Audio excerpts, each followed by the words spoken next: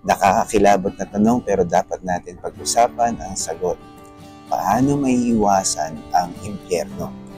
Ang impyerno ay maiiwasan kung tatanggapin natin si Jesus bilang Diyos at tagapagligtas. Hihingi tayo ng katawaran sa lahat ng mga kasalanan na ating nagawa. Papasalamat tayo kay Jesus dahil siya ang daan, katotohanan at buhay. At kapag ang panalangin ito ay ginawa natin ayon sa kalooban niya, tayo ay magbabago. Ang pagbabagong ito ay tanda na talagang natanggap natin siya bilang Diyos at tagapagligtas. Maaring hindi ka na makapagsinungaling, hindi ka na makagawa ng mga bagay na mali, ayaw mo na magkasala, uhaw ka sa panalangin, uhaw ka sa presensya ng Diyos.